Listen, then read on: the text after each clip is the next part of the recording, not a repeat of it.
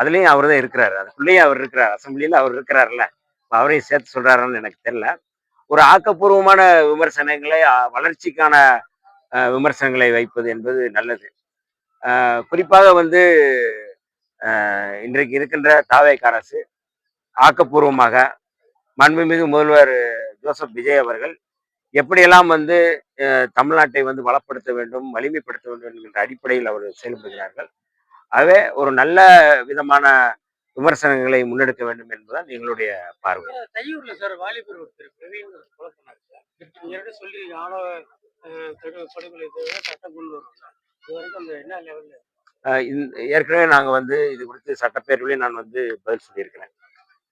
கடந்த காலங்களில் விடுதலை சிறுத்தைகள், இடதுசாரிகள் எல்லோரும் இணைந்து இந்த ஆணவ படுகொலைகளை தடுத்து நிறுத்துவதற்கு தனிச்சட்டம் வேண்டும் என்று கோரிக்கை வைத்திருந்தோம். அதன் அடிப்படையில் தான் முன்னாள் நீதியரசர் KN பாட்ஷா அவருடைய தலைமையில வந்து ஒரு குழு போடப்பட்டது. அந்த குழுவின் அடிப்படையில் தான் வந்து விசாரணை தொடங்கியது. விசாரணையின் அடிப்படையில் விக்டிம்ஸை வந்து அவங்க வந்து பார்த்துருக்குறாங்க, விசாரிச்சிருக்கிறாங்க. இப்போ அவங்க வந்து என்னை சந்தித்தார்கள். KN பாட்ஷா தலைமையிலான அந்த குழு என்னை சந்தித்து ஒரு 9 மாதம் எக்ஸ்டெண்ட் வேண்டும் கேட்டிருக்கிறார், கால நீட்டிப்பு வேண்டும் என்று கேட்டிருக்கிறார்கள். என்ன காரணம் என்று கேட்ட பொழுது அரசியல் கட்சியினுடைய கருத்தை இன்னும் கேட்கவில்லை. ஆகவே எங்களுக்கு கால நீட்டிப்பு வேண்டும் என்று கேட்டிருக்கிறார்கள். மாண்புமிகு முதல்வர் அவரிடம் இது குறித்து பேசி அவர்களுக்கு 9 மாத காலம் வந்து கால நீட்டிப்பு கொடுத்திருக்கிறோம். அதனால் அந்த 9 மாத காலத்திற்குள் அரசியல் கட்சியினுடைய கருத்தை கேட்டுவிட்டு ஒட்டுமொத்தமாக தமிழ்நாட்டினுடைய ஒரு சமூக நீதி அல்லது பகுத்தறிவு அல்லது சமத்துவத்தை நோக்கி செல்லக்கூடிய ஒரு சட்டமாக அது இருக்கும். அதை மாண்புமிகு முதல்வர் அவர்களே அறிவிப்பார்.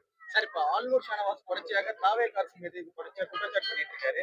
கட்சி சார்பாக ஒரு கால நடவடிக்கை இல்ல, அதாவது நான் இங்க வந்து திண்டிவனம் தொகுதியில இம்மாதிரியான செயல்பாடுகள், இம்மாதிரியான மக்களுக்கான பிரச்சனைகளை பத்தி பேசிட்டு இருக்கோம்.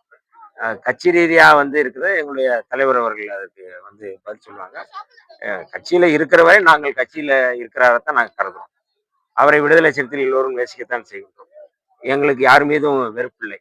மனிதநேய மக்கள் கட்சியிலிருந்து அவர் இங்கே வந்திருந்தார். வந்த உடனே எங்களுடைய தலைவர் அவர்கள் வந்து உடனடியாக வந்து அவர் அரவணைத்து துணை பொதுச் செயலாளர் கொடுத்து சட்டமன்ற உறுப்பினராகவும் ஆக்கி அழகு பார்த்த கட்சி விடுதலை சிறுத்தைகள் கட்சி. அப்படி அழகு பார்த்த கட்சிக்கு அவர் என்ன செய்ய வேண்டும் என்று அவருக்கு தெரியும். அவர் நாங்கள் சொல்ல வேண்டிய அவசியம் இல்லை. அவர் எல்லாம் தெரிந்தவர், நல்ல பண்பாளர் தான். அதனால அது பிரச்சனை இல்லை. அவர் எடுக்கக்கூடிய முடிவு தமிழ்நாடு முஸ்லிம் முன்னேற்ற கழகத்திலிருந்து இங்கே வந்தார். மனிதநேய மக்கள் கட்சி தொடங்கும் பொழுது தான் இங்கே வந்திருந்தார். அங்கே என்ன பிரச்சனை என்று எங்களுக்கு தெரியாது. இங்கே வந்தோன்னு நாங்கள் அரவணைத்தோம். சிறுபான்மை மக்களை அரவணைப்பது என்பது விடுதலை சிறுத்தைகளுடைய நிலைப்பாடு. அந்த அடிப்படையில் நாங்கள் அரவணைத்து தான் இன்றைக்கு இருக்கிறோம். இன்றைக்கு நேசித்துக் கொண்டிருக்கின்றோம். எங்களுக்கு எந்த விதமான வெறுப்புணர்ச்சி இல்லை. விடுதலை சிறுத்தைகள் கட்சி வந்து பலவீனப்படுத்த முயற்சி பண்றாங்களா சார்? நீங்க முழுந்திருப்பேட்டையில் நடைபெற்ற தமிழ் தேசிய எழுச்சி மாநாட்டினுடைய அந்த பெருந்திரள் கூட்டம் 20 லட்சம் பேருக்கு மேல கூடிய கூட்டத்தை பார்த்தும் கூட இந்த கேள்வியை நீங்க கேட்பது சரியா என்று உங்களிடம் நான் அந்த கேள்வியை கேட்கின்றேன்.